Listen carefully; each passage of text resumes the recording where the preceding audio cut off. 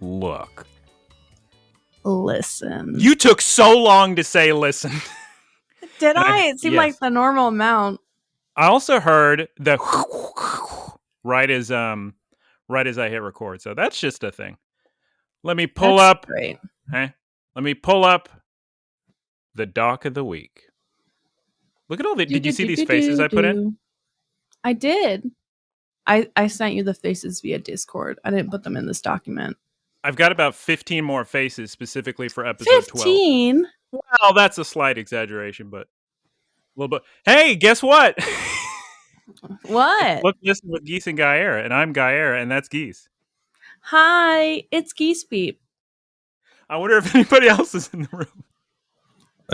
Have we been live this whole time? Not the whole time. Joining us today for a little bit, or maybe all of it. Who knows? Who's to say? Who's to say? Who's to say how much Pokemon I can tolerate? Yeah. It's Aaron. Yes, I am Aaron. AKA Professor Tickle Bits. Yes, Twitch's Professor Tickle Bits. AKA Geesepeep Productions Enterprise Industries head of producing. That's He's right. For a response message. That's true. Fellow podcast in the Geesepeep Empire response message. We were acquired, I'll say. Yeah, Hostily? by Peep Industries. Yeah, Peep Industry. We were informed one day that we were under the umbrella of Peep Industries. So I'm doing my mandated contractual appearance on Look Listen. Hopefully this will absolve me of any legal obligations. Who's to say? Spelled out in a contract that I don't remember signing, but was told I did. So here I am. Hello. It was in Simlish, so There's great benefits to it. And now you've met the Clambos. By the way, that's what the listeners are called, is Clambos. Oh, I don't think I've mentioned that yet, but I am now. Have you explained what Clambos means? Oh, that might be helpful. Geese and I both have hyperhidrosis, so our hands are just sweaty messes of disgust at all times. So when people meet us and want to shake our hands, we're real upset about it. And I wipe my hands on my pants like 15 times before. I just kiss them instead. Jesus. Guyera, do you make eye contact while you're wiping your hand on your pants? Like, hold on a second. Yeah. I make such a spectacle out of it that it's fine. Like, yeah. I don't want to shake the hand, but the best thing to do is be silly enough drying off the hand and saying, sorry. Because at least that's like halfway amusing and not awkward. I think you're really missing out on the potential of a handkerchief. I mean, I have plenty of napkins at all times. Hold on, guys. Sure. Hold on. Hang on. I saw a commercial on Jeopardy, which was good recognition of audience. It was these people selling this like hand cream for people who have sweaty hands that like dries it. And I've been trying to figure out the brand of this hand cream for such a long time. So if any Clambos out there know, please let me know. Sound off in the comments below. Look, listen, cast on all the social medias. Yeah. Mm-hmm. One of these days, we're going to record an episode that is post actually having feedback and having people listen to it. That day is not today, but that day should be the next one. Yes. Oh, yeah. I got so many beverages, Geese. I know. You always have a coffee and a water, both in Starbucks containers. Don't forget the tea. Mug. Does that say Los Angeles on the mug? The other side says Coco Ichibanya. Okay. Oh. So a little Guyera lore, if we can. I know Guyera pretty well, and I was led to believe that Mr. Guyera has never cooked food or prepared food for himself. Or owns any dishes. Yeah, I mean, those are Coco Ichibanya mugs. Those are different. That's just like merchandise. But you prepared yourself tea, Guyera. I was impressed too. I'm shook. The thing is, it was so much simpler than I thought it would be with Taylor's little pour thing. I don't know if I've ever said Taylor on here. He's my roommate that doesn't live here, really, ever. He's in Texas. The best kind of roommate. Could be, yeah, could be. Yeah. Does he have like one of those electric kettles?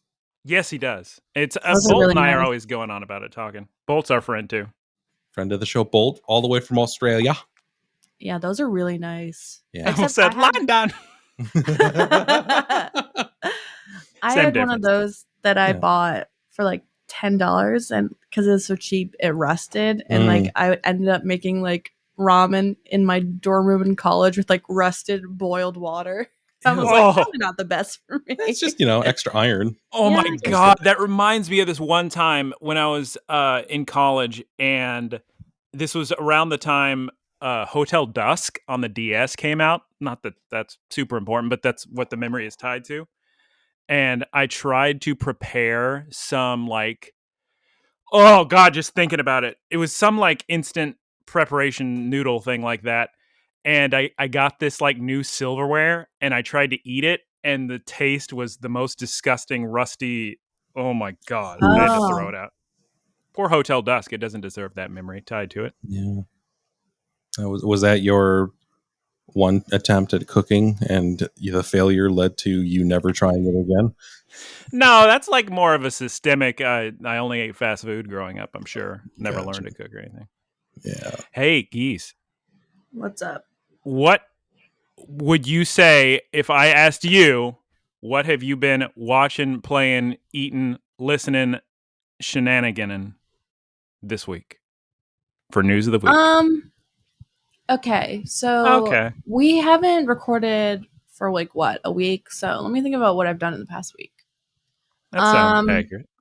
Aaron and I have still been doing outdoor stuff. Mm-hmm. We saw a beaver. I saw a beaver yesterday and a belted kingfisher. A belted kingfisher. Ooh. Yes. I don't remember the belted part. It's just a type of kingfisher. Yeah. Charming fellow. If you Google a belted kingfisher, they look like a Pokemon. They kind of look like they have a white tie on. They're a blue bird with a white tie and a red belly. Mm-hmm. That's adorable. Mm-hmm. We went on a rock hunting mission. Yes. We went on a rock. We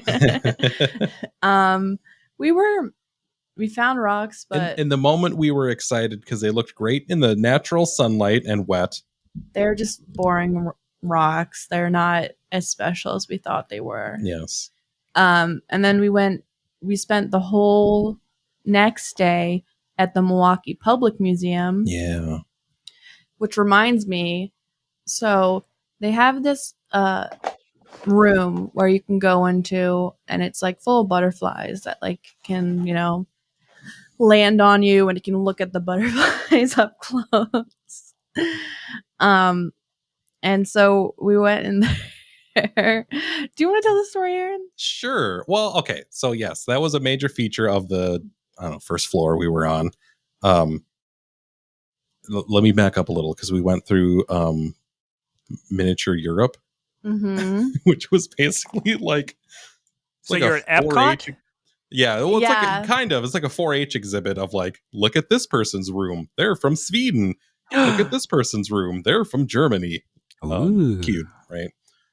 We get through that, and then we get to the butterfly exhibit, and let me just say, nothing was said to me. No trepidations were spoken aloud. No indications of fear were given. We just went straight into this butterfly exhibit. It's a double door. They don't want them escaping. Your airlock, sanitized, pressurized. And then you get in there, and there's just wonderful little flappy butterflies all around, just enjoying the humid air, the greenery and the flowers. They're having the time of their life. Is Geese about to get scared? Yes. Okay. I am enjoying myself looking around at the wonders, and I would say maybe 2 to 3 seconds, I just hear immediate fear. The whole purpose of this room is to interact with butterflies, and hopefully they land on you, right? That's the experience you want. Yeah, come eat my salts, butterflies. I know you need them. Gross. Yeah, I know, right? That's what they wanted on you. Okay. Give me that some. So, I like butterflies. Yeah. I just don't like things touching me without me being aware. I was like afraid. Here's my real fear. I was afraid like a butterfly would like land on my neck, and I would instinctively like swat it and kill it, and I would just like, no. That's legit. Yeah. That's a decently legitimate fear. They'd probably kick you out if you do that. I don't know. There were kids chasing butterflies and grabbing them with their hands. They didn't, I thought this would be a funny story to tell because it made me feel like Lily in the series because she has to wear like a suit to touch Pokemon. Bringing it back to the actual topic of the show. Yeah. Wait a second. 10 through What's 12 the show about? Pokemon. It's about Pokemon. Gotta catch them all. You didn't tell me that this is a Pokemon show? Aaron has only watched, I'd say, like 2 episodes of this with me. That's sick. Wait, hold on. Were they 2 episodes that we're going over today? Absolutely not. That's sick. Oh, and we're gonna watch hockey tonight. Yeah. There's a big game. Go I think Edmonton. Yeah, I think if the Oilers still in it? Yeah, if the Oilers. Get the Oilers. The Oilers. Oh my God. I'm the Oilers. The Oilers. Oilers.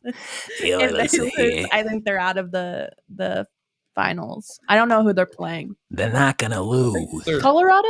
I think Colorado, yeah. Colorado. I don't remember the name. Colorado Hawkins. Yeah. I've watched a sport before. Hell yeah, babe. So yeah, that's what I've been doing. Guyera, how about you? Oh my God. Where to begin? I'll begin with Top Gun Maverick. Everybody go watch Top Gun Maverick. It's sick as hell. Now, listen to me. Look, you need to either watch it in an IMAX or a 40X theater where it shakes you in your chair and there's snow coming from the ceiling landing on you.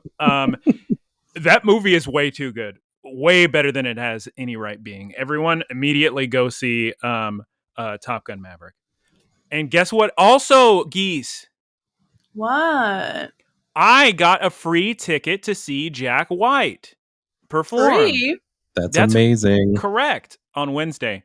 I really wanted to go see him, but I didn't have any money. But as luck would have it, I was given a free ticket by RAWKPARTEE of Mega 64, which you were watching that Corn Nugget Challenge from about him. So that was a very wonderful experience. So I get there early and I like go to where my seat is. I mean, if it were like up to me, I would have gotten general admission because I like standing for concerts and jumping out and dancing and stuff. But it's a free ticket. I'm not going to complain. But so I go to my section. It's completely empty except for 2 people. And I look at my ticket and I go, oh no.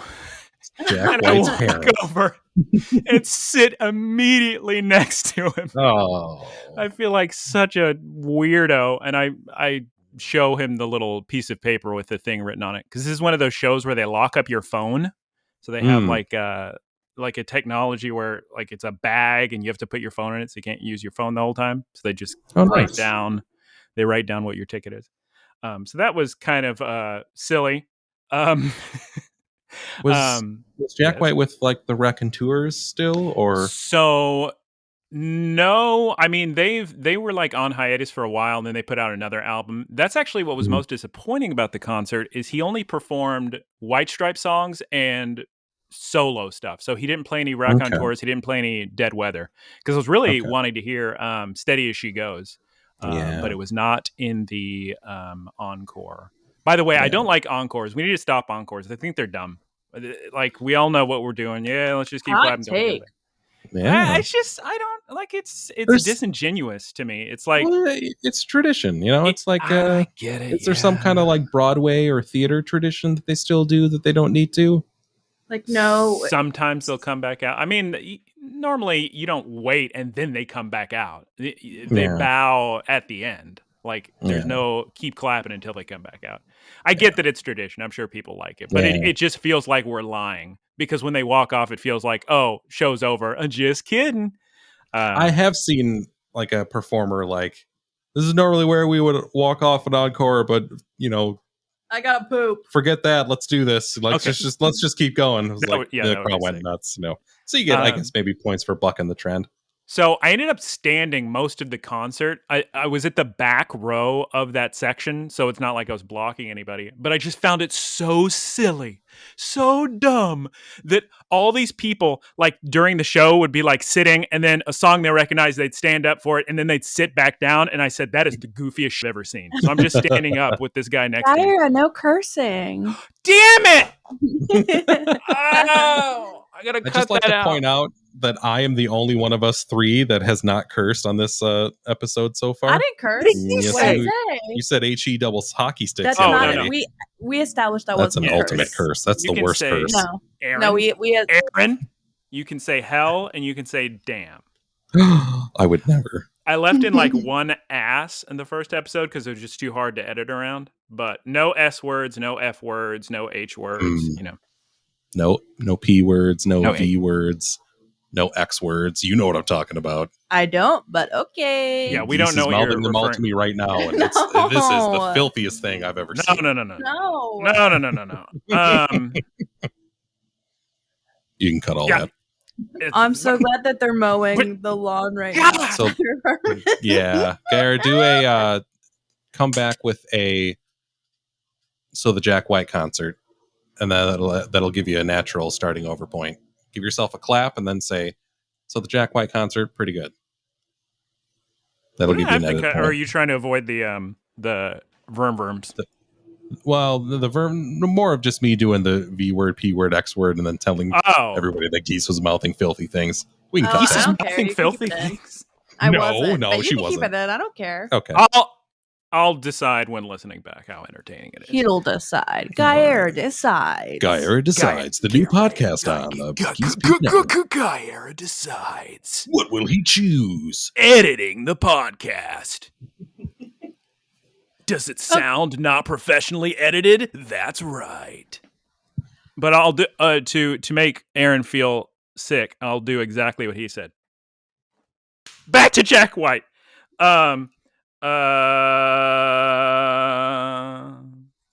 It was good. Yeah, it was great. I mean, and the thing with encores is you kind of know if they're playing their most popular song, it's like, oh, this is encore.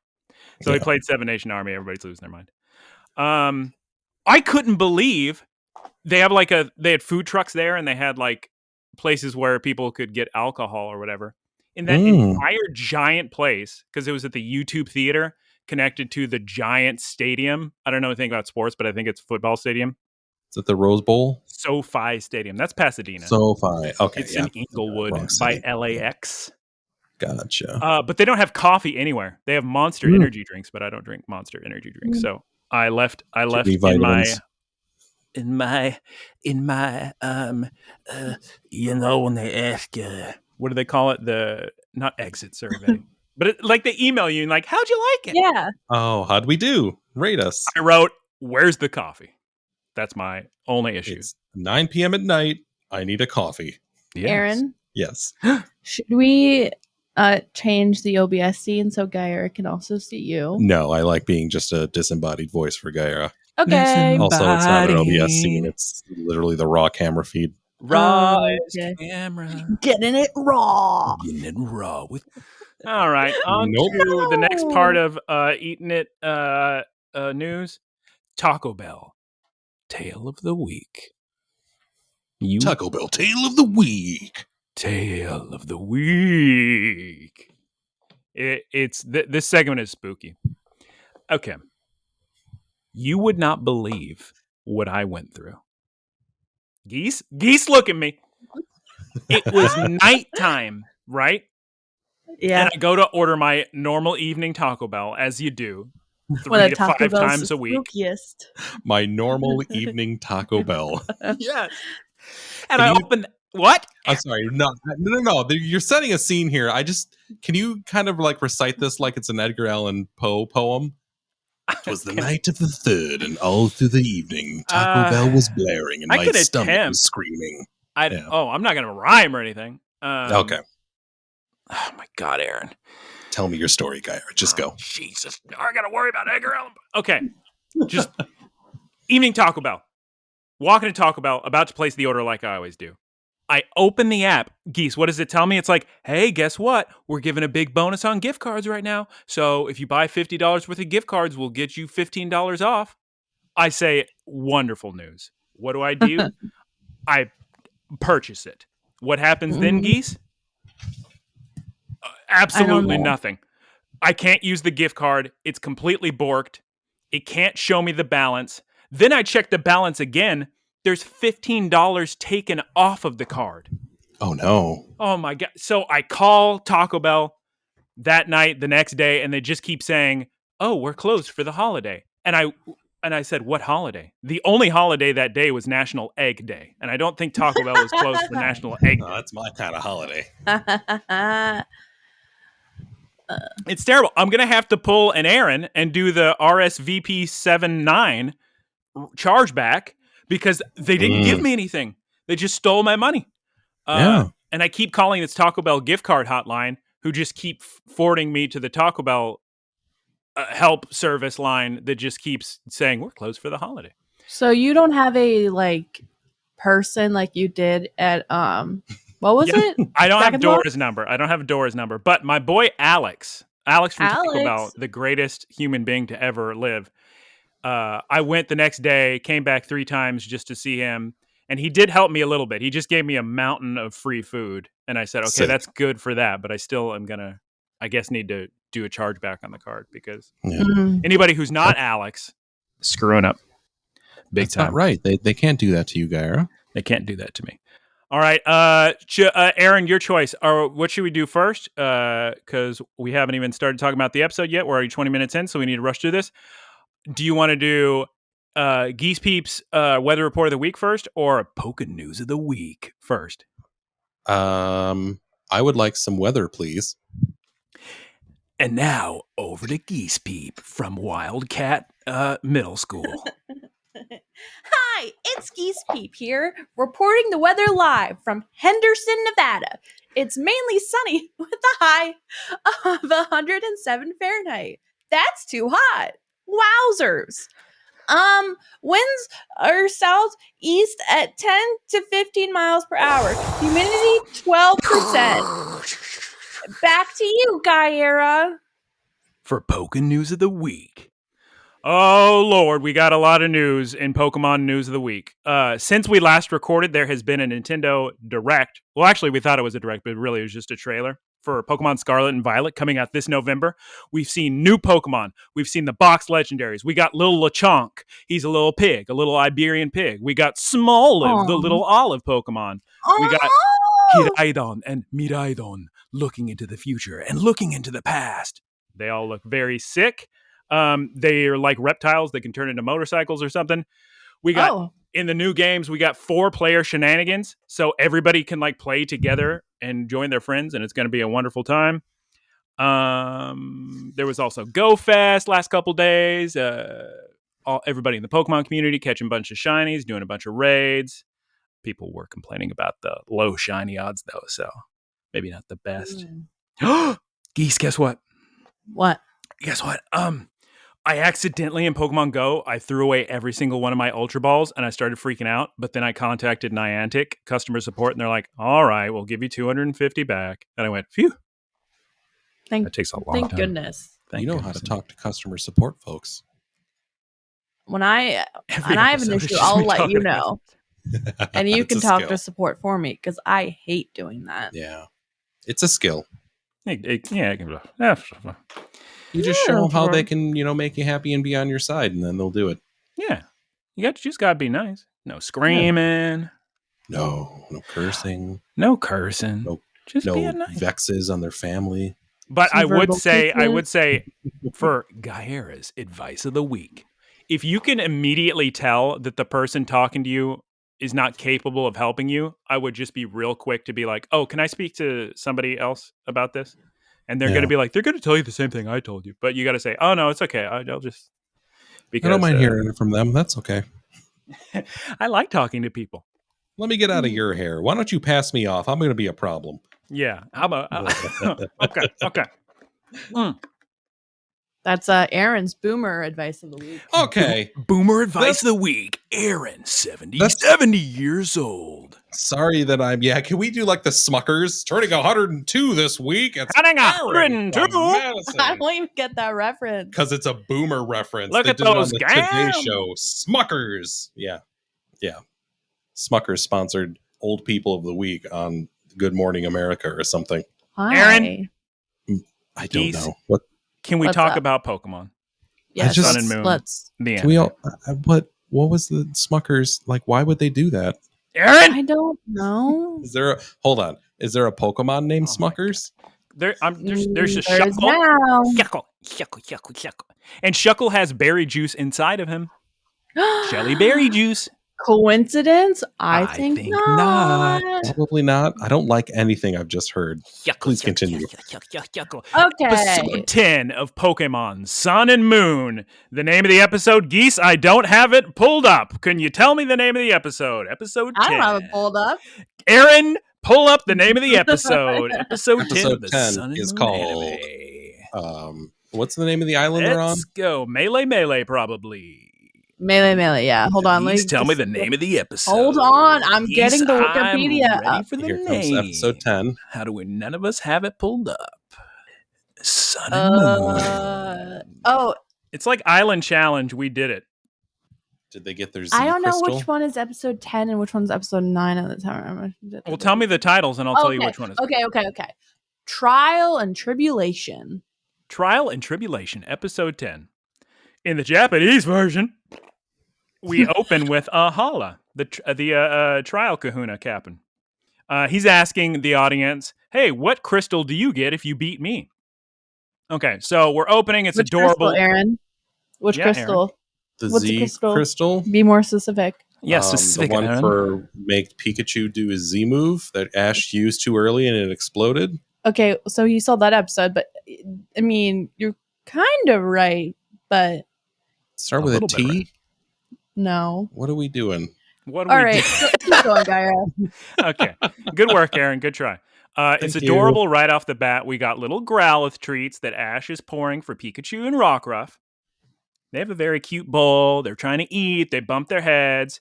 Ash is also very hungry, Geese. Isn't that correct? He's eating some croissants. He eats the Croissant. most delicious looking croissant I've ever seen in my life. Taylor and I love having fun saying the word croissant. He's got like a coffee too. Kukui's reading his little newspaper with Rotom. Hey, guess what? Ash is in the newspaper this week for all his escapades, beating the totem Pokemon, getting rid of the rats. Somebody's going to give him a certificate of thanks from the city. The certificate of thanks. Ash is very excited about that. And then who knocks on the door, Geese? Officer Jenny. That's correct. And plot points from the stinger that English watchers don't see. Gumshoes is there because they got together from the stinger. Like they should have told everybody about. That she chose her Pokemon partner. Exactly. Roto's like, oh yeah, they've got like a 99% compatibility rate or something, as he's telling Ash all about Gumshoes.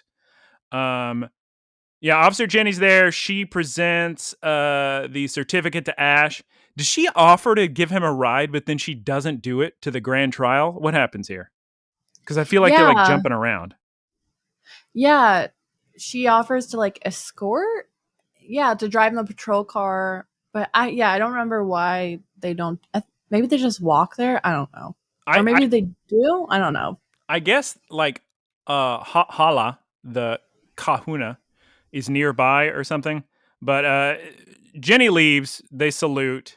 I've got something about Lily here. I think they like named a city in the Japanese version Lily, but I don't know if they would do that in English because that might get confusing with the character Lily. Ash is grateful for the certificate. He says thank you. Kukui says the island is safe because of Jenny, and in Japanese it's very flirty.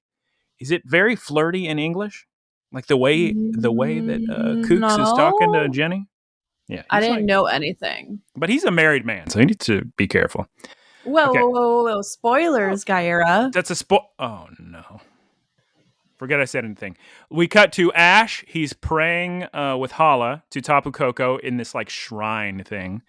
Does Ash, or does the Japanese version like translate to that Tapu Koko is the god of conflict? I don't have that written down. Because Because that's what they say in English. The god of conflict. Yeah, I don't remember that.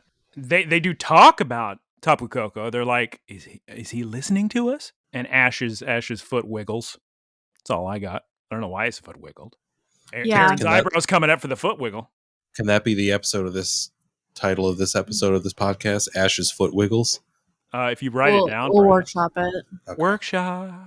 So we're gonna have a grand trial: Ash versus Kahuna Hala. If he wins, only been like a day, and it's like implied that Ash has been practicing his like normal Normanium Z or whatever to use, but it's literally only been a day since they got rid of the Ratatas. Ratatas. This is probably the fastest episode I've seen yet. Like it just goes. I like the number of notes I have here is the smallest I've ever seen because we're already at the battle. Kukui asks Ash some preparation questions about Z moves. And yeah, they talk about the Normalium for Rowlet, because I guess Rowlet can use Tackle, so might as well use Rowlet. They say, oh yeah, Ash, you got to time it ever so correctly. We see a very cool like versus screen that shows Hala versus Ash. Yeah. I took a screenshot of it. It's worth taking a screenshot. We should post that screenshot to encourage people to watch the anime. Mm-hmm. Just right off the bat, this is a note for like 3 episodes in the future, but guys, the Japanese version is so much better than English. Aaron, did you watch that clip I sent you? Look, yes. I like the English version. English version's like English dub for little kids. It's like you're for little kids. You're for little kids. Japanese is sick and for grown-ups. Okay. You just mean the voice acting is more adult or I don't like serious? It because the Japanese voice actors sound like adults and it's children speaking. Yes. And like I know that's like a Japanese like anime thing or whatever. I just like I'm not used to it and I like the English version. Can we because that's what I watched growing up. Yeah.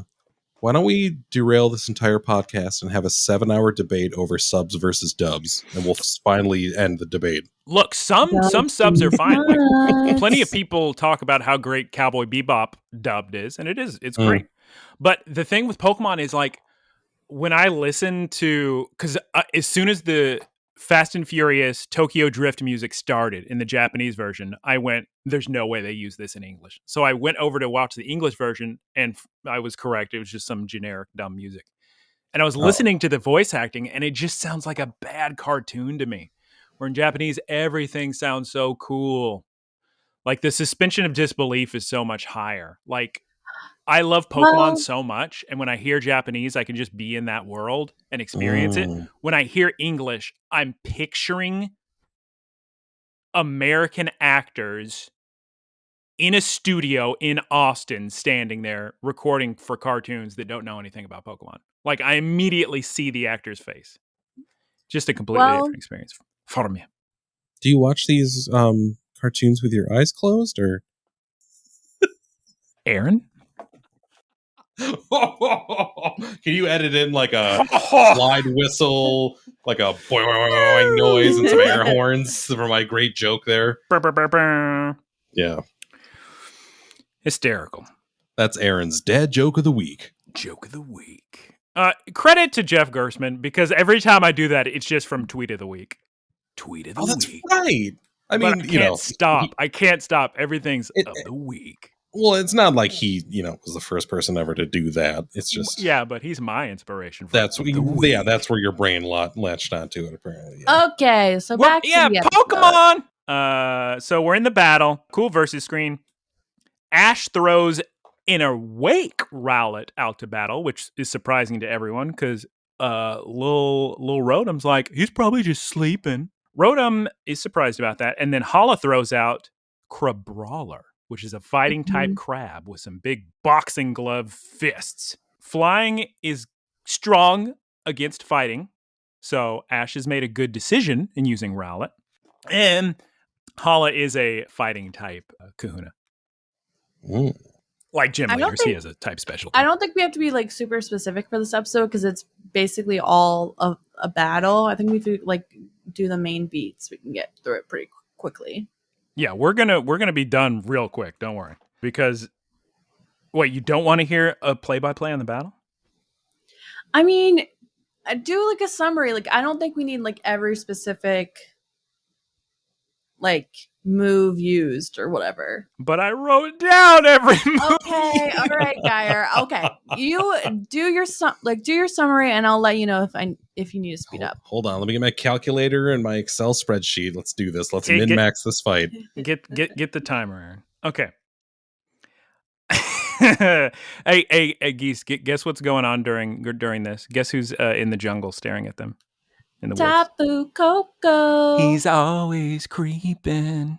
Is that the thing that gave Ash that wristband? Yes, sir. Cool. Good job. I remembered a thing. You remembered a thing with your old little brain of yours? Yeah. Spoilers, Guyera. Who wins this fight? Ash wins. Okay.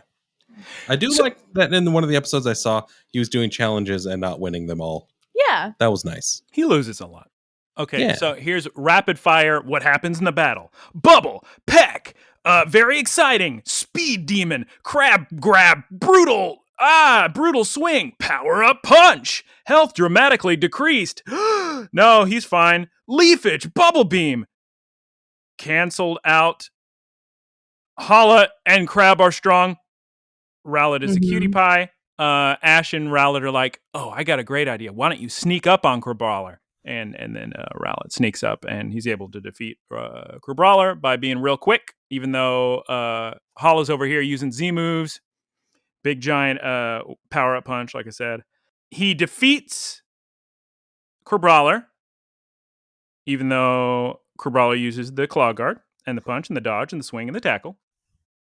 Ash wins. I thought it was over at this point, but then he sends out Hariyama. Everyone's congratulating Ash. Rowlet falls asleep in the air. He's just so tuckered out, Geese. Hariyama, by the way, for those who don't know, is like a giant sumo-looking guy Pokemon. And he can lift. Sweaty one? He can lift a truck.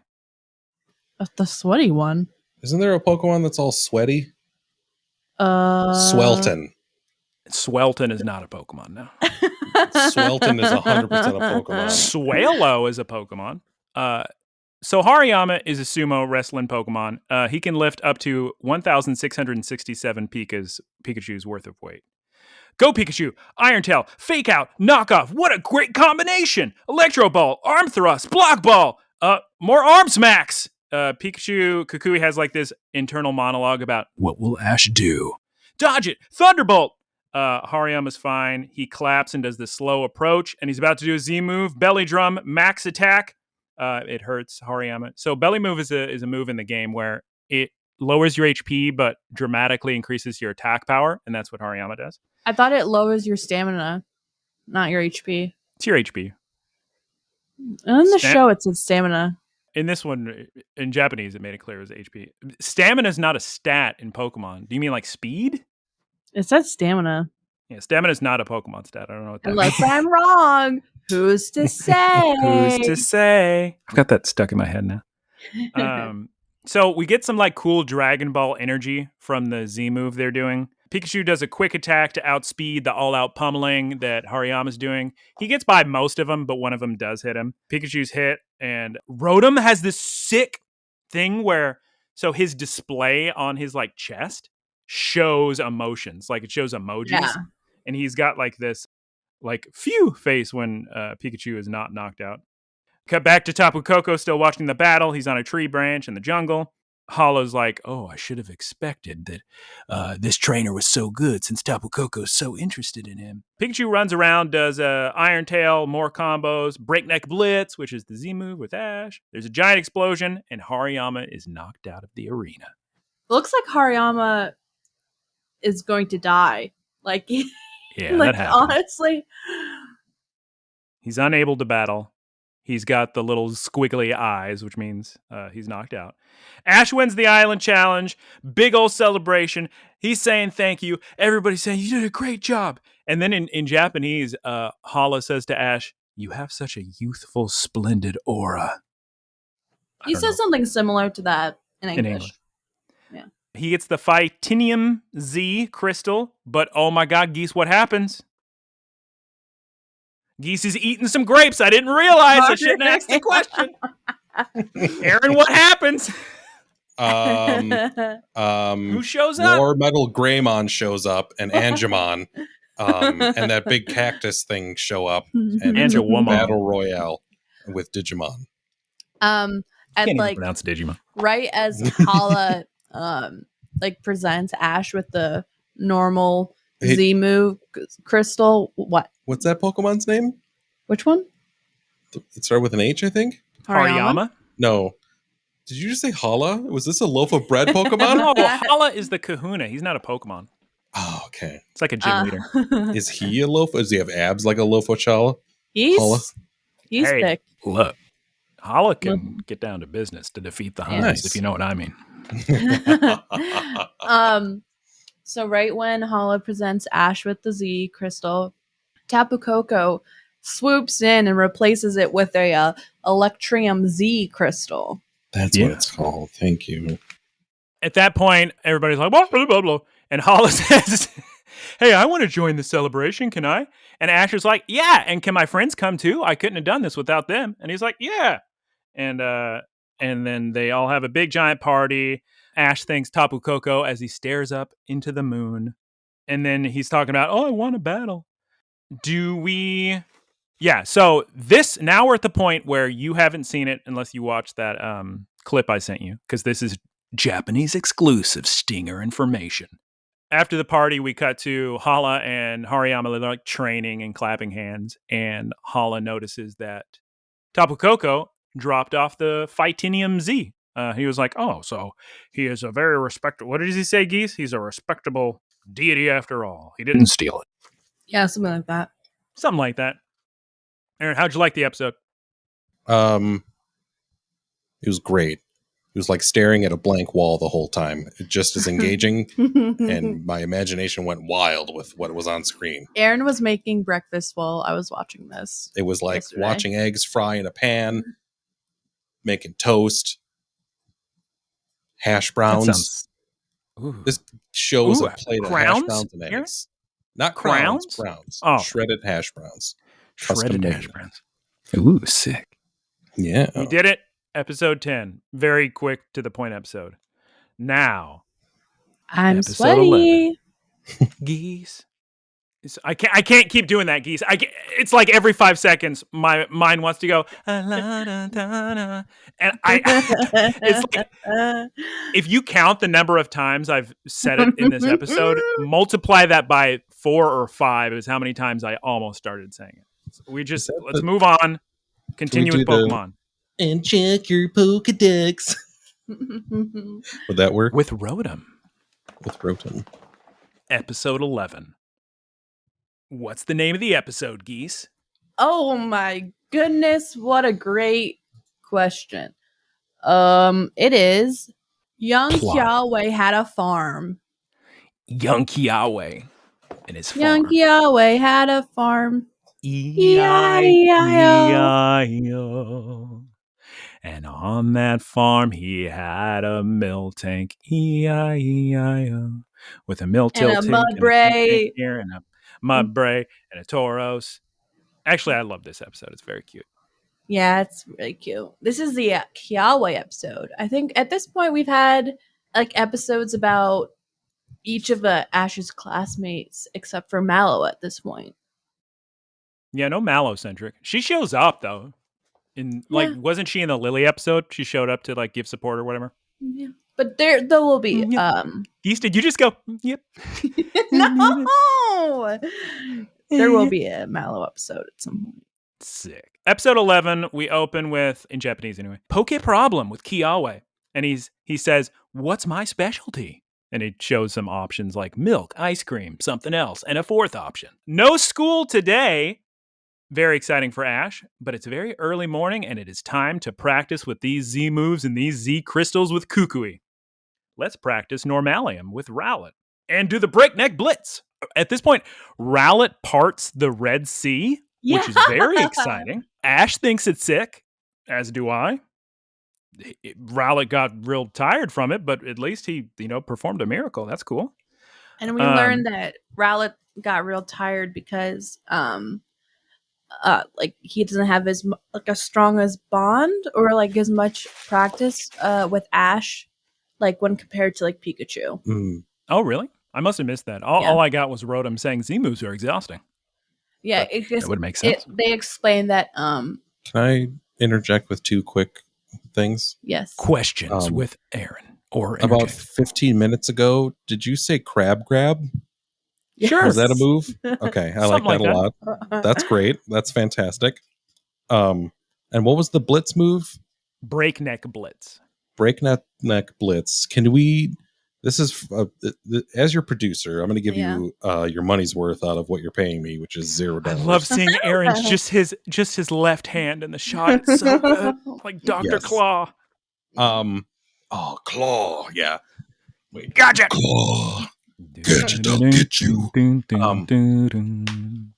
We need to do a music video parody cover of Ballroom Blitz with Pokemons. There are so many moves, Pokemons, and everything. You could fit everything into the cadence and rhyme structure of that song. How about you work on that? I mean, if you pay me money, I'll do it. How about I pay you nothing? Or how about this? How about I give you a grape? Deal. Here you go. The deal. I'm going to enjoy this grape. Shouts out Lanky for the grapes. Yes, thank you, Lanky, for Venmoing me money to support my production grapes. Shouts out Lanky, honestly. Come on, guys. Mm-hmm. I mean, if it weren't for these production grapes, we'd be sounding like the all the time. Exactly. You'd get dry mouth geese. You'd be and swallow sounds the whole time because you got a dry mouth. You're killing my misophonia, my man. I'm saying, wait. If it weren't for Lanky, we'd be donezo. Before we get back to Pokemon, Aaron. Yeah. Should we have some watermelon? Do you think it's chilled enough? Is that watermelon chill, brah? Yeah. Did you put it in the freezer, bruh? In the fridge, brah? Why'd you put it in the fridge, bruh? Didn't you want it cold, bruh? Yeah, it's cold, brah. Why don't you investigate? I'm going to go investigate this watermelon situation. Investigate the water. Wink. You winked, not me. Okay, Guyera, take us back. Okay. What's happening? Okay. Guess who shows up? It's Kiawe, our boy, your boy, everybody's boy. He's flying in on his trusty Charizard, and turns out he's a big old milkman. He's showing up with the milk for the day from Miltank, as you could imagine. And I have a feeling that some people in the Discord is gonna like this one. Big milk episode. Oh yeah, that's gonna get an at everyone tag this episode right here. Right now. All right. Ash said something very funny in Japanese. I don't know if it's in English. He's like, "Wow, Kiawe, you're so responsible." Because he's got his own little job. He says something like that to the effect of, yeah. Ash is very curious about this ranch where the milk comes from. So he says, I want to see the ranch. And Kiawe's like, we got ice cream. And and so there's just no more Z-move practice. I don't care that was the plan. We're going to the ranch. We're going to battle at the ranch. Ash needs this ice cream. Right He's now. crazy about it. He loves ice cream. That's a common thread. They'll come up again. Everybody loves ice cream. So at that point, we cut to Ash. He's at Kukui's house, and he's staring into Pelipper's eyes. Pelipper is the big pelican Pokemon. We've gone on about him before, I'm sure. And oh my gosh. So Pelipper will be Ash's flying ride Pokemon. And oh my gosh. Pikachu and Rotom, when Ash is flying on Pelipper, Pikachu and Rotom are in Pelipper's big old mouth. It's so cute. Just looking out like tiny babies. I have a screenshot. We'll put it in the social media post. Yeah.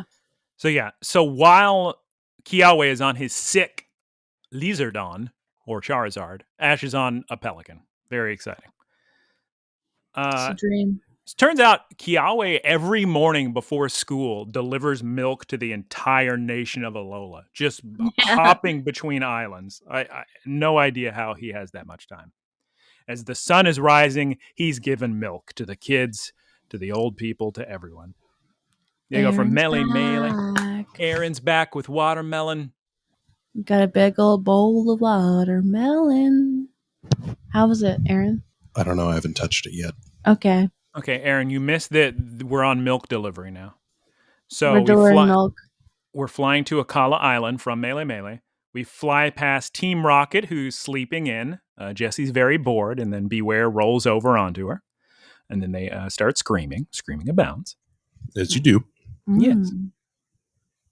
They see... What is the name of the volcano in English, Geese? Walla. What is it? Walla? Oh, it is Walla? It is Walla volcano? Yeah. Volcano? Or Yeah. Wela? Walla. Wela? Yeah, Wela. Wela volcano. We deliver some more milk. There's this little kid that loves Pikachu. He's got like the most blue eyes I've ever seen in my entire life. His name is Harry in the English version. In this version, his name is not Harry. It's Japanese, some Japanese name. His mother has a birthday coming up, and he shows this adorable little drawing he made of a little rowlet cake that they're going to make with the Moo Moo milk from Kiawe's range. His dad's going to make the cake, I believe. And he's like, don't be late tomorrow. We're counting on your fresh milk to make this cake. How does Pelipper sound in English, Geese? Goofy as hell? No. He sounds very silly in Japanese. Give me a sample. I think it's like something like that. He kind of sounds like that. He sounds like. I can't even do it. Aaron, can I get a Pelipper impression from you, Aaron? Pelipper? Yes. Okay, is that a pelican-looking Pokemon? Yeah. What do you think it sounds like? It sounds like someone who's about to sneeze. A Pelipper. Perfect. Spot on. Thank you. We get to the ranch. There's a Mudbray. He's a little donkey Pokemon. Geese? Mudsdale, which is the evolution of Mudbray, is one of the strongest pokes to ever exist. He was on my team. I love that Pokemon, and we will see a Mudsdale later in the series. That's very exciting because I have a deep connection to Mudsdale because of how he just carries a Sun and Moon playthrough. That boy is so strong, he could just earthquake the entire island. Everybody just boom, boom, boom. Incredibly powerful. What a good Pokemon. Anyway, back to the little kid version of that, Mudbray.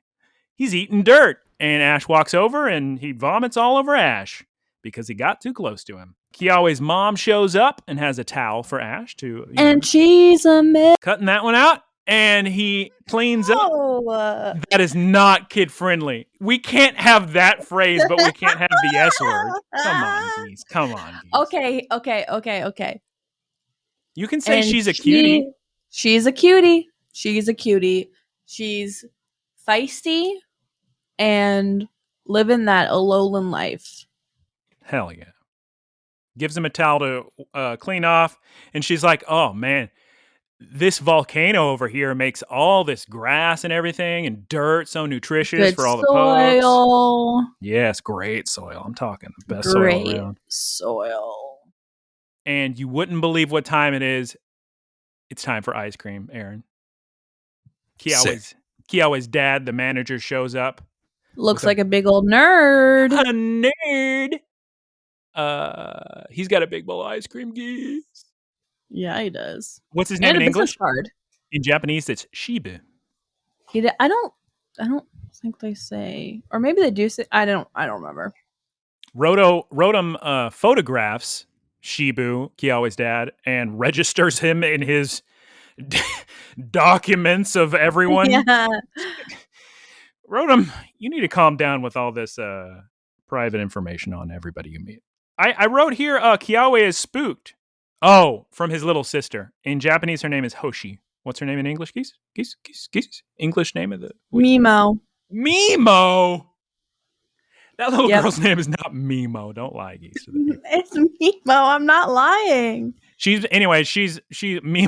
Mima's moving a big old milk container, and they're like, Oni-chan! And Kiawe's real upset because... What is Aaron saying? Edit this out. I'm just holding back so much filth. I just want you to know. No. Anyway, continue. Kiawe's like, put that down, Mimo-chan. You should not be holding this giant thing of milk. And he's very protective of his little sister, Mimo. And Mima's like, you're too overprotective of me, your little sister, Mimo. I want to help. Okay, so everybody thinks Pikachu's cute. Geese is dying, by the way. I don't know if she's choking on watermelon, but she's dying. 100% choking on watermelon. Oh my god. Mom I don't know what we're going to do about this. I could help, but no. It's too funny to watch. I'll just keep with the plot while Geese is dying. So Kiawe's mom's like, hey, Ash, you can help with all the chores. Let's clean these mudbray off. So they get the gloves and the suds and the soap and the brushes. And Ash starts to brush too hard on a mudbray's tail and gets kicked in the face. At this point in the episode, Ash is catapulted into the upper atmosphere. In the show, he just goes flying in the air, sort of like Team Rocket used to when they blasted off again. I'm sorry.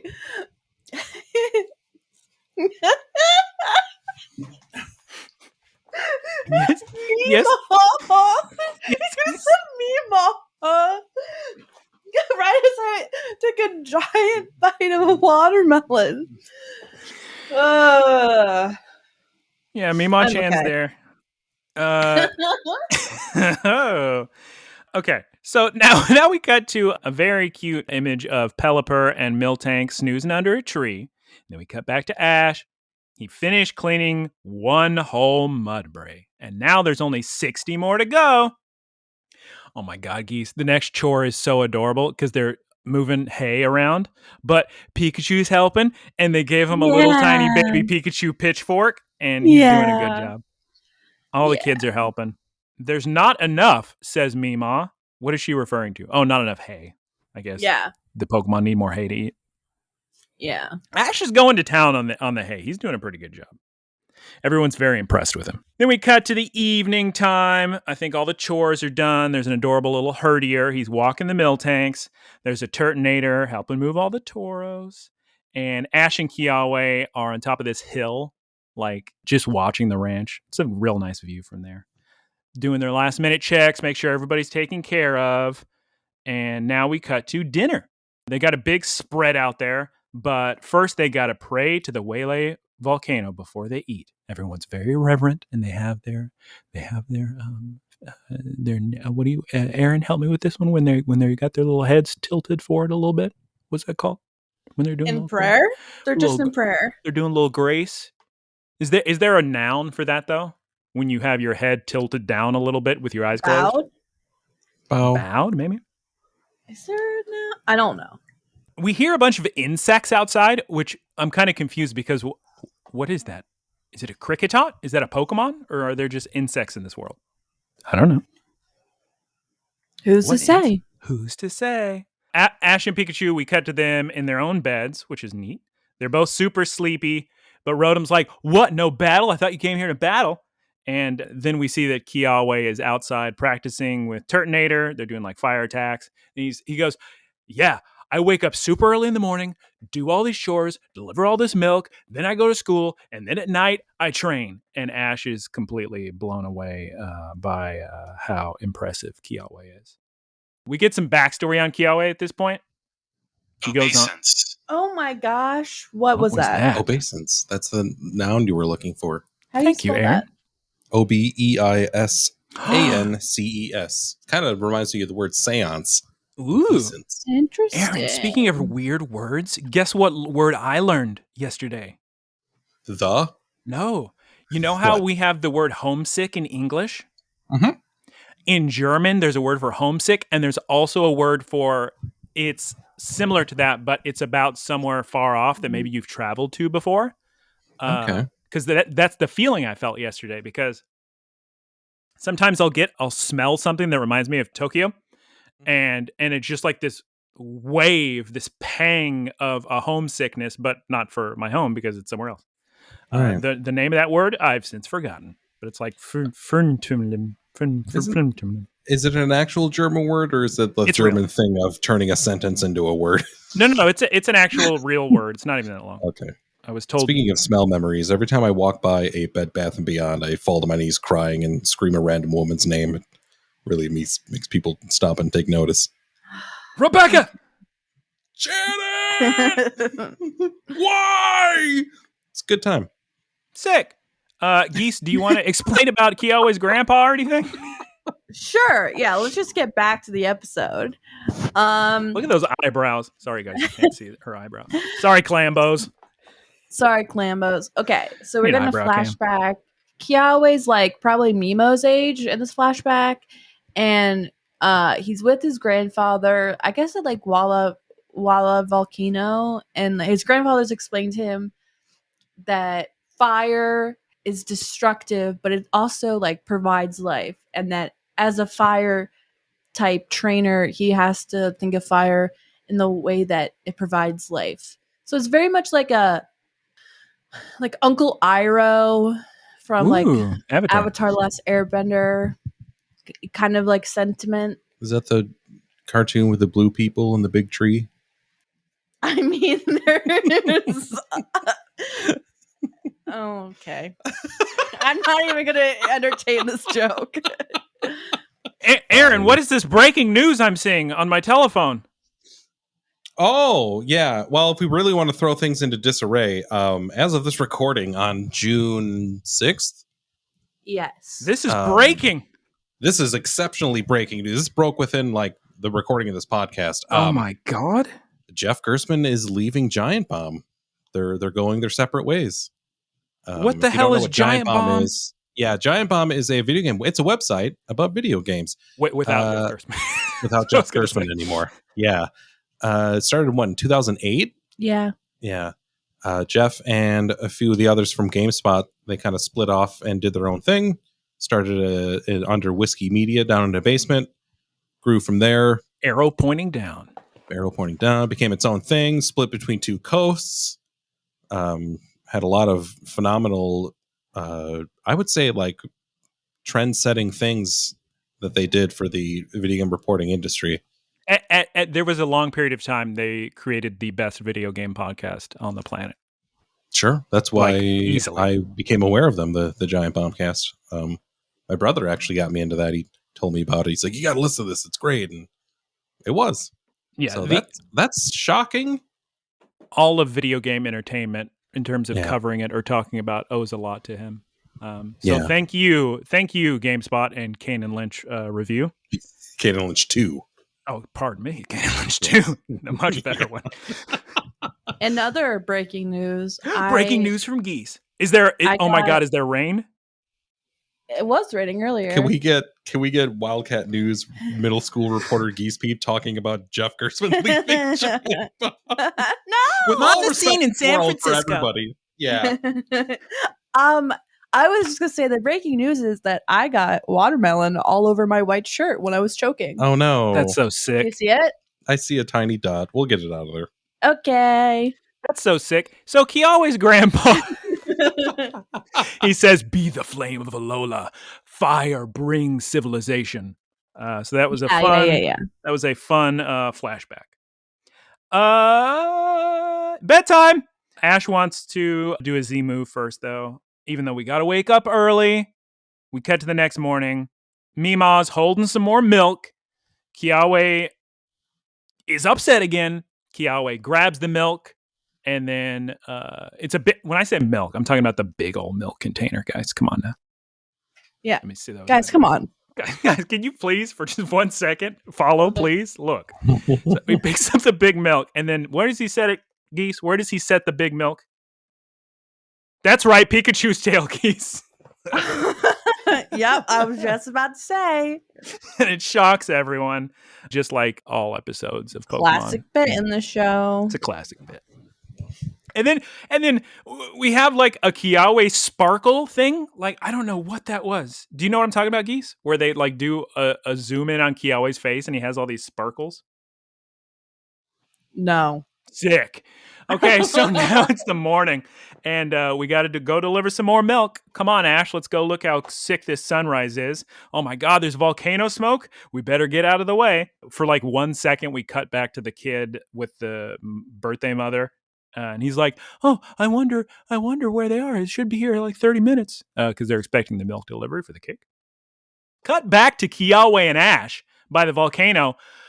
Oh my God, there's a dragon rage attacking them. They're, to be clear, they're on their ride Pokemon going out for deliveries. Correct. So they're on Charizard and Pelipper like before, and the Dragon Rage hits Pelipper, I believe. And oh my God, it's Team Skull. And in the Japanese version, they play the soundtrack to Fast and Furious Tokyo Drift, and it is very sick. All the acting is cool. And completely different music in the United States, as I mentioned before. Team Skull hates Z-Move users. That's their entire personality trait. And they're here to steal the milk. Yeah. Give us all your stuff. And we cut back to, again, half of a second to the kid being worried, like, where are they? Cut back to the battle. We've got a Vino Shock. That milk is going to fall. Ash, use a Z-Move. Oh my God. The simultaneous punch, Gigabolt, Havoc. Then Garbodor, Zubat, and Salandit, and all the grunts, they're hit by the Z-Move, and they go back to their motorcycles and zoom off, and they put the Pokemon back in their Pokeballs. Ash says, I need a Pokemon Center. And we cut back to the kid and his dad, and oh my God, we finally made it. Kiawe and Ash are here with the milk. They've saved the day. And Kiawe's like, sorry, we ran into traffic. So he's just lying. And the kid's like, you ran into traffic in the sky? And they just don't tell him they fought Team Skull. I guess that's like, they don't want to, what is the kid too innocent? He can't hear about evil teams. We see the cake for the kid's mother. It is very adorable. The mom loves it. She's crying. And then the episode ends as the battle starts between Kiawe and Ash. Because the kid really wants to see a battle. And that's perfect for Ash, because Ash wanted a battle anyway. So like, let's kill two birds with one stone. Then, is this a stinger already? Or is this the regular episode where we cut to Beware hugging Team Rocket as they sleep? That's the regular episode. That's right. Okay. So then the stinger is Mima making a pizza. She's helping with pizza, and then Kiawe's like, get that pizza, Turtonator! And he burns the pizza, and it's completely ruined. Way to go, Kiawe. Classic. Hey, Geese, do you need to use the restroom before episode 12? Yeah. So do I. Okay, everybody hit mute. Everybody hit mute so it's easily cut out. Just hit the two buttons. One. Nope, not wrong one. Wrong one, Geese. The square one. She just deleted the entire episode. Yeah. Yes. Goodbye. Can you hear me? Can you hear me? Wait, why can't I hear you? You can't hear me? Can you hear me? Can you hear me? Can you hear me now? I can't hear you. Really? Oh. Geese. Can you hear me? I can hear you. This came undone. Your mic is great. Can you hear anything? Yeah, I can hear him. Okay, everything good? Yeah, is this okay? You can hear him, right? Yeah. Yeah, you're fine. You're going to do laundry now? Yes. He's not sticking around for episode 12? No, we need to start the laundry because we want to see the beaver before the hockey game. Okay. I wish we had a video version so I could just off screen force you watermelon. Welcome back. We've all used the restroom. And Aaron's leaving, even though I was going to talk to him. Sick. It's very. He might be back. He might be. Okay. I think it is very important that we mention the Jeff Gerstmann news, because if it weren't for Jeff Gerstmann, none of us would know each other, I would say. Here's the funny thing. I started watching Giant Bomb, like the live stuff, like around the time that Dan left. So like I haven't really been a Giant Bomb fan for that long. But yeah, should we explain how we met?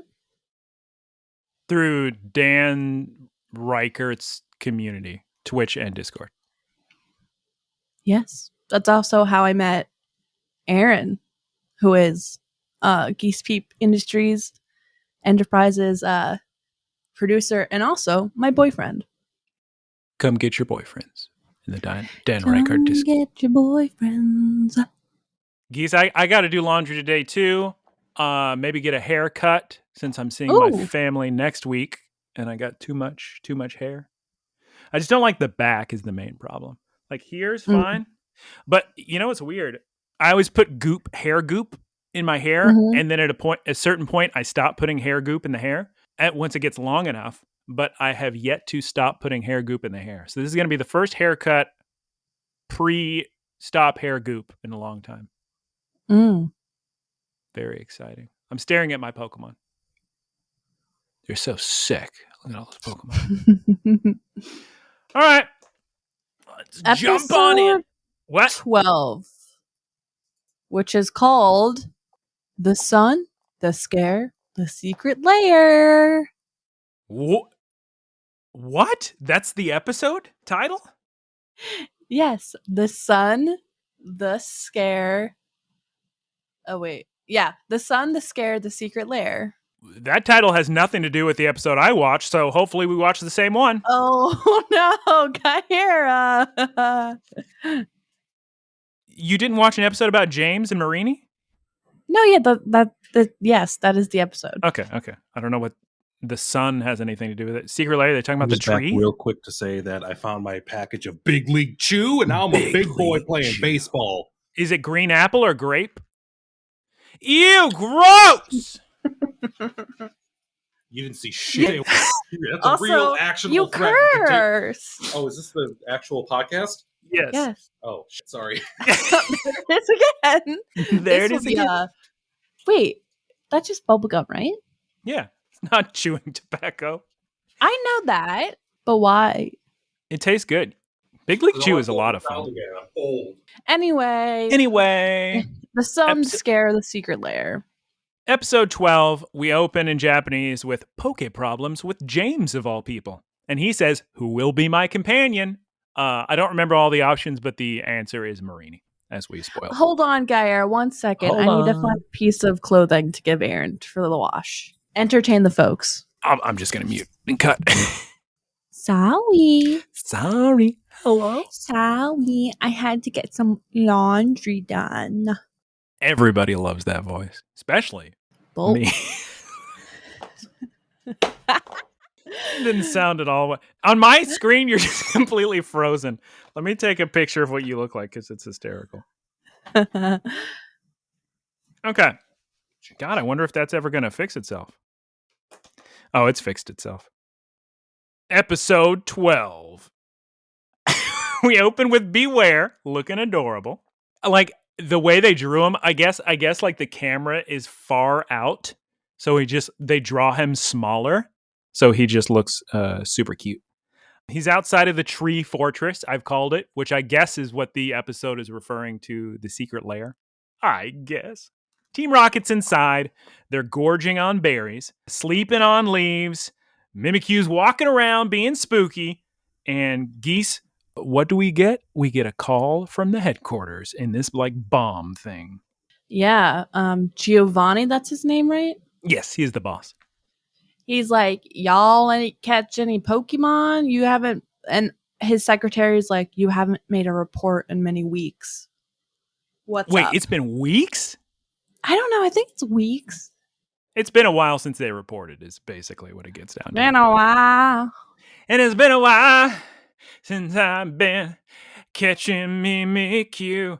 But they're like, well, we caught a Mimikyu. And then they're like about to lie and say they caught a Beware. And I think they do like convince them that they caught the Beware because it's a video camera thing, conference call. And they show like Beware in the distance holding big rocks or something. And I guess Giovanni and Secretary Woman Glasses are both impressed by this. And they're like, okay, just catch way more. And they're like, yeah. And then Jessie just breaks the communicator device. She just throws it against the wall. So I don't know how they're going to report back. Geese, why does it keep freezing Who's your to image say? in the funniest images? Hold on. Got to take another photograph. Hold on, everyone. Everybody hang on. Perfect. Aaron's receiving all of them. Okay. Okay. So now we cut to Ash, I think. He's shirtless on the beach with all the school chums. Today, it's lesson on the beach time. Lesson on the beach. Sophocles has this adorable little clauncher squirt gun that I wish I had. Because he's a nerd. Because he's a nerd. Togedemaru's adorable in the water, floating. Lana's got her goggles and her poplio. Rotom says that seawater is dangerous when everybody asks him, hey, why don't you have fun in the water too? And Kukui's like, you're waterproof. You should be fine. And Rotom is still very not into the idea of getting into the water. What if he loses his data? What if there's an accident? What if there's an accident? Sophocles squirts Rotom with the squirt gun. And Rotom's not a fan. But Sophocles like, see, you're waterproof. Sophocles and Ash like have a quote-unquote battle with water. They're just splashing water on one another. Rotom must be fun at parties, is what I have written down here, because he's like, they're just having a fun time being kids, splashing water, but Rotom's like, they're losing 50% of the water each throw. It's like, there's like a 15% chance of victory over here. Mallow grabs Lily to play at the beach. She's kind of spooked. The beach. Kukui is going to sit there and watch the egg. Is it here or later when he's like, oh man, you better hatch eggs so you can have fun? And the egg gets excited and bounces up and down. It's around this time. Yeah, it's around this time.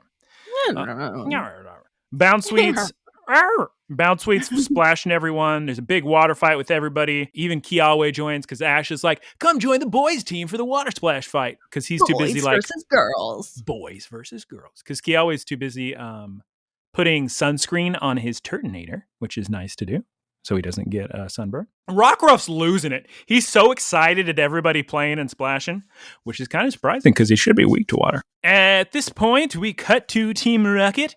They're fishing incredibly close by. The kids are on the beach. Team Rocket is right next to them behind a clearing of rocks, like a little cliff. You guys know how beaches work. There's rocks you can step out to. And there's crabs there or whatever. They're fishing for Pokemon because after their call with Team Rocket, they're like, oh, I guess we should actually do our job and catch some Pokemon. With the top brass. They're not catching much. They're pretty sad about that, but their lures are absolutely adorable. There's a little coughing, a little Meowth, and a little Ekans lure. Of course, in the original series, coughing and Ekans were Jesse and James Pokemon that they used in battles, and they eventually evolved into Arbok and Weezing, so very appropriate. A bag of Malasadas. Jesse's got a bag of Malasadas and a drink from a Malasada shop, and everyone is jealous about them. But then Geese, are you there? Wingle. Yeah. Yes. A Wingle steals them.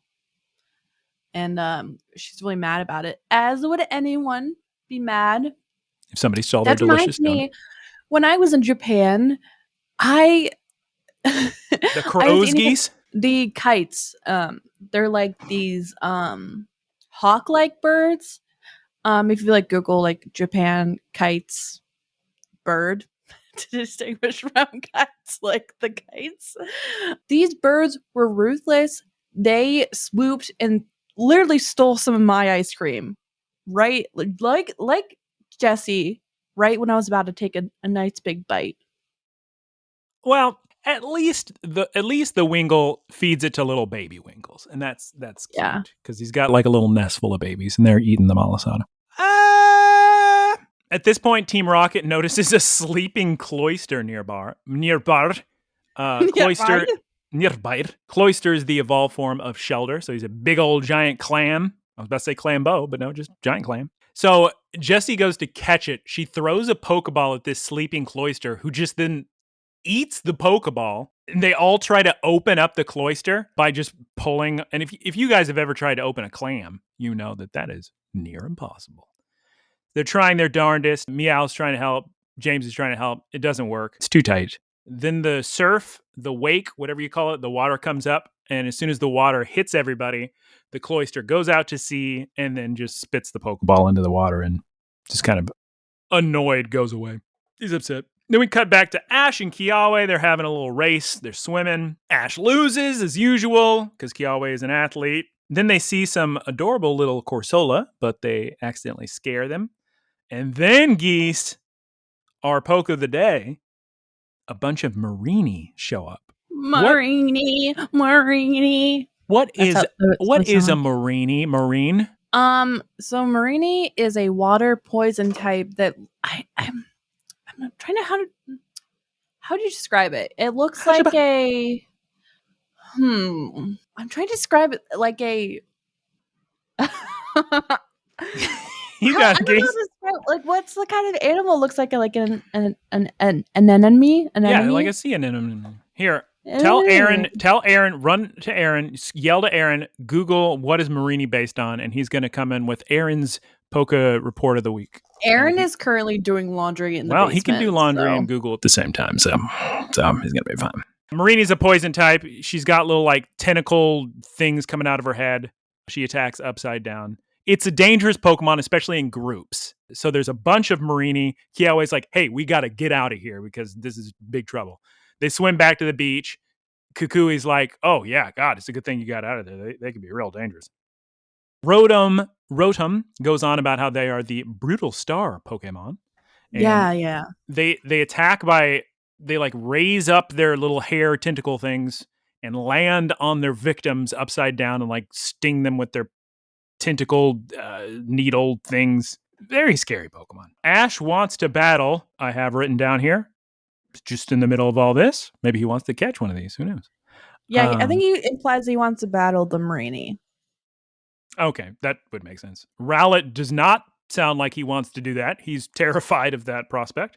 Rowlet isn't a Alolan Pokemon, so Rowlet is probably familiar with Marini. Okay, so Marini are Alolan, unique. Or they're new too. God. Geese. Wishy-washy. No, they're native Alolan. They're first introduced in Generation 7. Yeah, why would they have such a big plot point with the Gen 6 Pokemon? What the heck am I talking about? Of course they're Gen 7. Okay, so at this point, Lily says, hey, everybody, let's take a break. And she pulls out like these drinks or whatever. And then we cut back to Team Rocket. And James is trying to catch a Carvanha with this like net gun thing, like a Wile E. Coyote type invention. So he shoots it at the Carvanha, but the Carvanha just eats through it because it's just a Carvanha is like a cool looking fish. It is like a cool looking fish, Geese. It's like a piranha. Piranha. It evolves into Sharpedo, which, if you remember from episode 1, is a ride Pokemon and a little shark. Yes. At this point, Mimikyu is swimming in the water, so it took off its like cloak thing, whatever you call it, its cloth covering. Rag. Yeah, it's a rag. So he's just a black like demon existence in the shadow water thing. with those two scary diamond eyes. Meowth sees it and then dies again. Yeah. We get some good faces. He comes back alive. You see his spirit go back into his body, presumably after Team Rocket pulled him out of the water, you would guess. Because what we see first is Meowth face down in the water, dead, because he saw the eyes again. Then we see Mimikyu with like stained, what's that called when your makeup runs? Is that what it's called, Geese? Like if you cry when it or something runs. in makeup?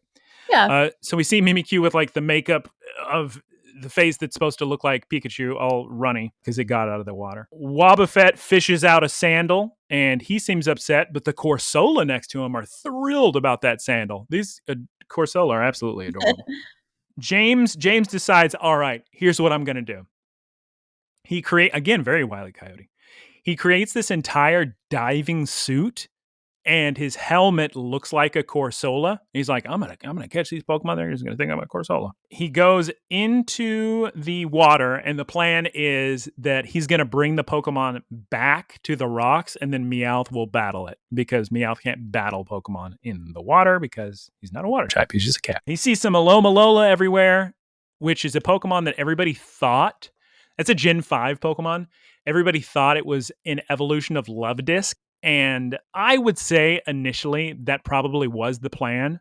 But at some point during the development of Pokemon Black and White, they did my favorite thing they've done in the series so far, which is they're like, look, in this video game, you are only going to encounter new Pokemon. Nobody is an evolution of old Pokemon. Every single Pokemon you will see is new. And they have not done that since. And God, I'd kill for that. Most people don't want it, though. They just want Pikachu and like their favorites available right away. But I love that they did that. Another Pokemon is Bouffalant, that people thought was originally going to be an evolution of Tauros, which, again, I probably think was. But they decided to just split it off so it can be like all brand new Pokes. So yeah, Alomomola are jumping around. Big old pink starfish. Not starfish. They're just pink, pretty Pokemon. And then we see a Marini appear to kill James. He does the attack I was talking, or I think this Marini is a she. She clasps onto James's helmet and then breaks the glass with her little tentacle things. We learned earlier when Ash and Kiawe encounter the Corsola. I think we learned from Rotom-Dex that Marini, they hunt Corsola, and that's why the Marini lashes onto James's Corsola-looking helmet. Right. James somehow manages to bring back this Marini. I guess the Marini just remains on top of his head. She brings it back. He brings it back to the rocks, and Jesse's like, "Oh, that Marini's kind of cute."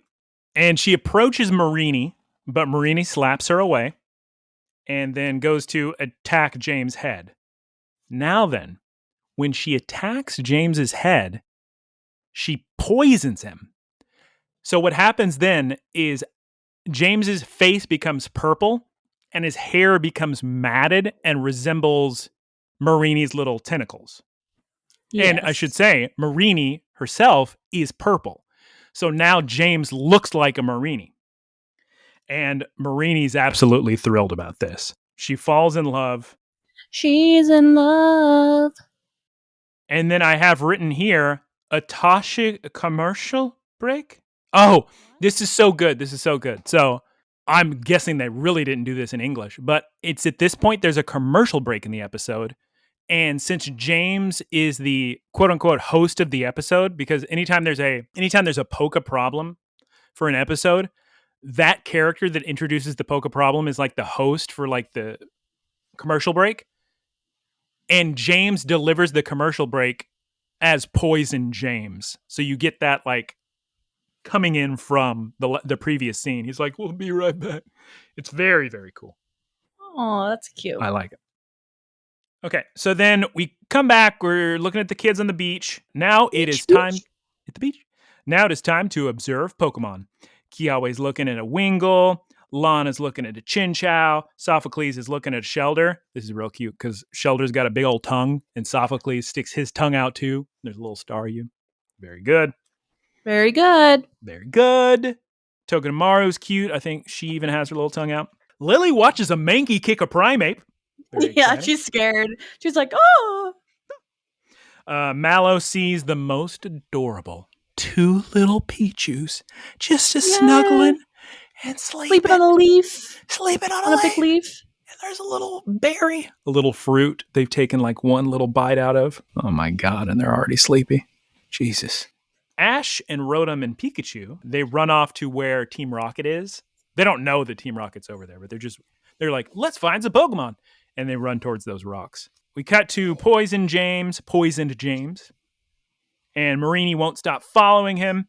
And Meowth is translating everything Marini's saying. That Marini loves him. And Geese, my guess is they don't say this in English, but Meowth says that Marini says, "You're hot." They say something to the equivalent of that.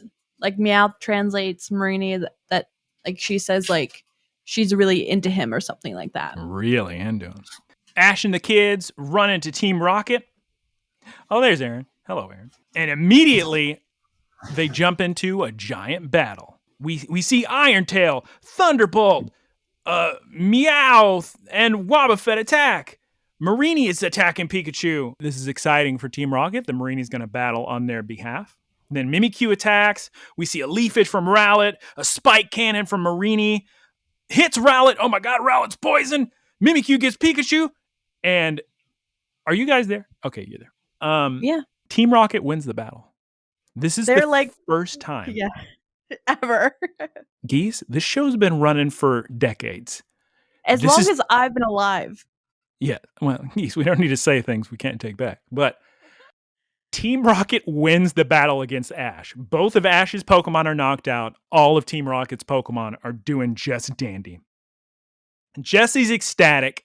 Team Rocket's losing it. Mimikyu at that point does this giant deadly tail attack towards Pikachu. About to murder Pikachu. Pikachu's days are numbered. But then, Geese, what happens out of nowhere? Out of the water comes Beware, bursting out of the water to yeet them away. Yeet. And Beware just, calmly walks away, hops over the rocks. Poor Team Rocket. Looks like even though they won, they still lost in the end. We cut back to the beach. Luckily, Kukui has a first aid box, emergency situation, and they use an antidote on Rowlet to cure his poison, and they use some potions, so everybody feels healthy after the difficult battle. Everybody says, "Thank you so much. Hey, I got an idea. Why don't we play some fun volleyball? Poplio, make us a bubble or a balloon." And I didn't realize that the balloon was that sturdy, but I mean, I guess it must be if they have people sitting in it. Doesn't break. They play for a while. Rowlet accidentally gets trapped in the bubble, so Togedemaru breaks the bubble, and Poplio just makes another one. They're having a great time. We cut back to Team Rocket, back in the secret lair, I guess we're calling it, of the tree. Beware feeds honey and food to Team Rocket, and there's too many good faces here, Geese. Wait. Before hold on a second. They have a conversation. Team Rocket has a conversation being like, you know what? We can just make this our secret lair for Team Rocket. This can be our Alolan base, our secret Alolan base. Everybody That's why agrees it's called to the secret lair. And even Marini agrees to stay with him. James catches Marini, just like Ash did with Rowlet, where it's just like, here, you want to come with us? And he just holds the Pokeball. Marini comes into the Pokeball. James throws the Pokeball. Marini comes back out. And Marini poisons James' face again. Marini loves it. I'm sorry, but can we all appreciate my perfect Marini voice? It was perfect. Aaron, how do you like Marini's voice from Marini? It woke me up from my nap. It was very good. You took a nap that quick? Yeah. No, Good he God. was doing laundry. That's code for me sleeping. Marini. Aaron, can I hear your Marini, please? That's how it sounds. Marini. That's perfect. Marini. Mimikyu then spooks Meowth. Everyone said your best Marini sounds. Yeah, go ahead and send them to us. Go ahead and tweet below. Looklistencast, Marini sounds. Go ahead and record yourself doing a Marini. Doing the Marini. Must be video. We want to see Must the be face. video. Must be video. Your face will appear, and we will blast it everywhere we can. Your Retweet face. from all accounts. They say honey mitsu in Japanese. What did they say anything in English about the honey? Being excited about it? Like I said, the honey flows here. I don't know. They just flows here. I don't know. I don't remember. Episode abruptly ends at the honey. We see Team Rocket having a whale of a time with the honey. So they love their new home. Now the stinger of episode 12, which English viewers do not get to see, it's James trying to teach Marini not to attack him. And he's got this little frying pan. Does not work. Marini attacks him anyway and poisons him. And that is the end of episode 12. Aaron, what did you think of episode 12 and episode 11? Wait a second. Wait a minute. I just had a realization. What? Okay, so in this episode, it's established that Pokemon can have romantic feelings towards humans. Geese? Is this canon that Mr. Mime and Ash's mom are dating? I think it's evidence towards that. No. What say you, Aaron? You watched that episode. I've seen evidence of it, the ethics of which I don't know. How sentient are Pokemon? Can they be consenting? Do they have feelings for people like people do? These are questions for scholars who I am not of one. I am only a professor. Look. Listen. That's my very gentle way of trying to avoid this topic for the sake of Guyera. Some Pokemon are much, much more intelligent than human beings. Like 10,000 Meow. smarter. Not Meow. Mew. Alakazam. Mew is like a progenitor. I don't know how smart he is. He's like one of the ancient Pokemon. And like, Detective Pikachu. Which was a pretty good movie, by the way. Yeah, it was okay. for a Pokemon movie, certainly. Okay. What? Okay. What? I don't know what the okays and the whats are about at this point. So, Detective Pikachu coming from someone who doesn't really know much about Pokemon, pretty good. Yes, it is Pretty good movie. It is a good movie, Yeah. especially for being a Pokemon movie. Yes. Yeah, I think we're all in agreement. I don't know why we need to qualify it for it being a Pokemon. I mean, just as a movie on its own, pretty good. Yeah. No need to qualify it any further. Yeah. Well, okay. I'm going to qualify it, but you're going to be happy with my qualifications. Look. All right. Listen. Pull out that Thank you, CD. Geese. If ever I say look and then pause. Okay. It is a good movie, period, full stop. It is a very good / great Pokemon movie. If you're comparing them to other Pokemon movies, I would say Which I've seen. very, very, very good movie. Yeah. Very good movie. Wait. What were we talking about before Detective Pikachu? Oh, smart Pokemon. So Mew's like DNA, I feel like, is in all living Pokemon today. But I really don't know like Mew's intelligence. Were you going to say that they said Mew was smart in Detective Pikachu, Geese? Well, he Seemed to be. he has a like what is it called? Like Mew talks to child person. Oh, yeah. America Yeah, Johnson, whatever his name is, Dakota Brown. What's his name? I have no idea. I don't actually remember the actor that well. But It's like America Ferrera. Yeah. What is that man's name? Yeah, it was Justice Smith.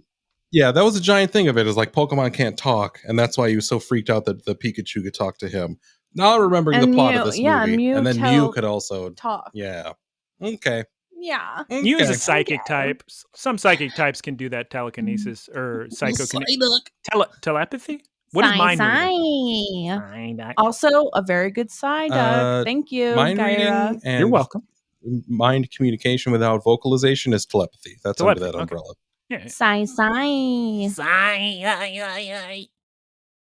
Kodaku. Yeah, there's some smart Pokemon. Now, as far as Marini's concerned, isn't she more like thinking that James is a Marini than actually being attracted to a human? Well, she knows it. She knows that he's not a Marini because she lets James catch her. Pokemon can't catch other Pokemon. Mewtwo did, huh? In the first movie, sort of, a little bit. But come on. What if they She could? knows. What if Pokemon could catch and use Pokemon like people do? Duh. Wow. Aaron, what did you think of episode 12? I thought it was just as good as the other one I hadn't seen. Also making me eggs bowl. I was watching this one. Look, That's so sad. You guys make a lot of eggs over there. Yeah, we do. it's breakfast, baby. So It's sick. This was the same day. This is basically Breaking Bad over here. We're just having breakfast all the time. Oh yeah. Walt Yeah. Jr. in the house. I made you a pancake. Oh my He did God. make me a giant pancake. Hey, One big pancake. Speaking of which, Big next ol' F episode- words. Listen, what? My thing I flip need to out. say is, I'm sorry, Geese. Hold on to your thought. Write it down because I don't want you to forget, but it's very important. I'm very passionate about this. This whole there's food you only eat in the morning is absurd and obscene. I agree. Agreed. I'll eat spaghetti for breakfast. I don't care. I've done it Exactly. before. Call the cops. They won't do I anything. will. And I'm going to say, look, do something about it. There's no reason that delicious hash browns and eggs shouldn't be on my food Mhm. any hour of the day. Yes. It's dumb. So dumb limiting food items to a certain hour. because I want the breakfast burrito from the place near me. But is it open? Is it available when I'm awake? No, never. I'm out of luck. Anyway, Geese, what were you saying? I was gonna say, speaking of pancakes, the next episode 13 is a pancake heavy episode. Ooh. Teaser for episode 5 of Look Listen with Geese and Guyera, sometimes featuring Aaron as a special guest. Sometimes. I mean, probably not next time because probably never again. Yeah, probably actually never again. Probably never again. This is a so get it while you can, folks. Don't worry. We'll have more collaborations in the future. It'll be sick. Oh, yes. So sick. Yeah, we'll have Mew on. Yeah, Mew's going to come on. He'll tell us what's what. Is there any closing comments anyone wants to say to the Clambos before I pee myself? Check out responsemessage.com for a podcast that I do with Tom, aka Time Waffle. Go to twitch.tv/prof_tickle_bits. That's PROF_tickle_bits on twitch.tv. Yes. Go ahead and send him some treats with Treat Stream and finance Geese's Shays Lounge. We're fundraising for that Shays Lounge. My you can help. gaming Shays Lounge. This woman needs to lounge. God knows I don't have the means to provide that lounging material. We should have mentioned this at the top, but this episode does indeed go out to the gamers. That's right. Gamers. This one's for the gamers. Gamers. God, I hope you listen to this quicker. Social media. Yeah. Look, Listen, Cast. Twitter, Instagram, Gmail, website. Did you say Aaron got a domain? Because I looked it up. I didn't see it. It's not redirecting yet, but we'll have it redirected by the time this episode's live. Looklistencast.com. I believe so. Thank you, Aaron. And thank you to whoever is going to, well, hopefully at this point, Keith Squared will be finished with our logo, our podcast logo. So thank you. And if shouts not, out Keith, shouts out Burgers. Yes. Edit this out. If he's not done. That is not right. By the time this goes up, it's certainly be out. But I'm telling you right now, I'm real sick of the amount of time between recording and listening. So me too, Guyera, but that's just how it has to be right now. What? Yes. So first episode coming this week. I like how I'm saying it as if that makes sense to a listener. Like they're going to get to this far. But no. Okay. Goodbye, everyone. We're not recording again this week because I need to shorten the amount of time between recording and posting because it's getting silly. Like Poké News of the Week, so outdated, people are going to turn it off right there. Okay, goodbye, everyone. Goodbye, Clambos. Goodbye, gamers. Thank you, Lanky and Key Squared and Professor Tickle Bits and everyone else. And the Milk Boys in the Discord. You're going to love this episode that you just watched. Okay. Goodbye, everyone. Out to the Milk Boys. Grab your udders and get to work. Okay, that's not staying in. Goodbye.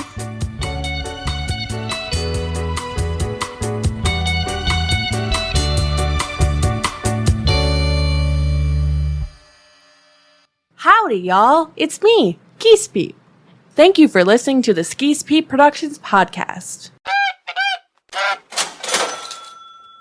Geesepeep Enterprises, doing business as Peep Industries, together with its subsidiaries, is a diversified worldwide entertainment company with operations in media networks, talent management, parks and resorts, multimedia entertainment, and consumer products and interactive media. Geesepeep Enterprises is a Dow 30 company